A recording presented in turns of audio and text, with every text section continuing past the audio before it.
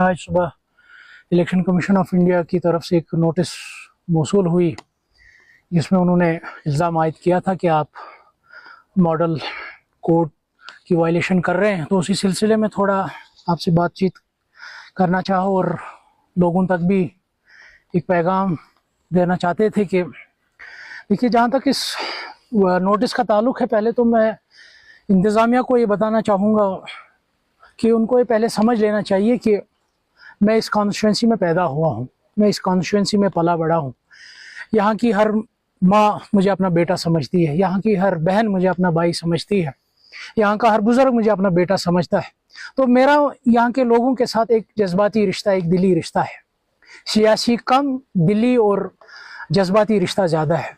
उसी का मुजाहरा कल यहाँ के बुज़ुर्गों ने, यहाँ की माँओं बहनों ने किया। जब हम इलेक्शन कैंपेनिंग वाइंड अप करके वापस घर की तरफ आ रहे थे तो रास्ते में कुछ बुज़ुर्ग, कुछ माएँ बहनें मिली, तो उन्होंने उस देखकर वही मोहब्बत का इजहार किया, उस उख़्वत का इजहार किया। तो उसी में फिर वो सारा इलाका निकल पड़ा। जब उन्होंने देखा कि मेरा यहाँ से गुज़र हो रहा था, तो उसी मोहब्बत का, उसी उख़्वत का हम उनका शुक्रगुजार, उनका शुक्रिया करते रहे।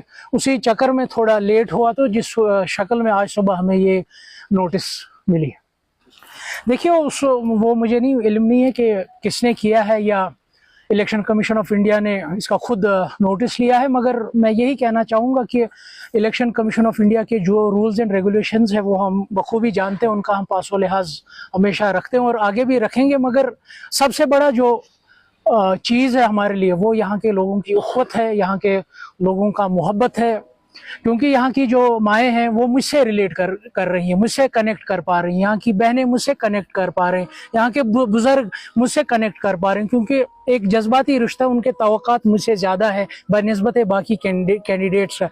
वही वजह है कि उनको लगता है कि जिस बेहाल में उनको यहाँ छोड़ा गया है, खासकर 2024 के इलेक्शन के बाद, अगर उस हाल से हमें कोई निकालने वाला है, हमारी जिंदगियों को कोई आसान करने वाला है, तो सिर्फ और सिर्फ मैं हूँ। क्या कुछ कहना चाहेंगे? देखिए, जहाँ तक उस चीज़ का ताल्लुक है, पहले तो मैं ये वाज़िया करना चाहूँगा कि हदीस है, हमारा उस हदीस पर यकीन है कि क़ूलू ला इलाहा इल्लल्लाह तुफ़्लिहून।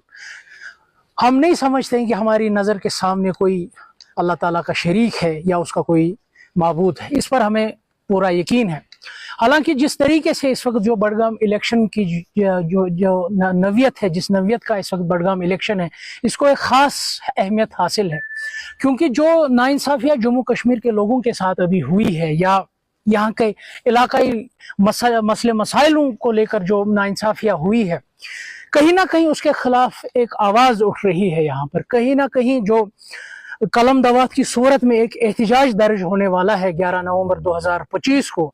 तो इन तमाम लोगों को लगता है कि इस आवाज़ को हम कैसे दबाएं, यहाँ के लोगों के दिमाग को के साथ हम कैसे खेलें, उनके दिमाग को हम कैसे हैंग करें, ताकि जो एक आवाज़ यहाँ से उठी है, क्योंकि जम्मू कश्मीर बडगाम कॉन्स्टिट्यूंसी के फर्द का जो वोट है वो इस वक्त अपनी नहीं बल्कि पूरी जम्मू कश्मीर के लोगों की तर्जुमानी करेगा। एक एक चीज़ का वो हिसाब लेने वाला है कि किस तरीके से यहाँ के लोगों को जलील किया गया, चाहे वो सियासी तौर हो या इलाकाई मसले मसाइलों के रोशनी में यहाँ के लोगों को जलील किया गया। इनको पता है कि जम्मू कश्मीर की तर्जुमानी इस वक्त बडगाम कॉन्स्टिट्यूंसी का वोट कर रहा है, तो उसी सिलसिले में कोशिश कर रहे हैं। कभी ये मुझे कहते हैं कि औकाफ शोर है, कभी ये कहते हैं किसी मुस्लिम कुछ तंजीम से इसकी वाबस्तगी है।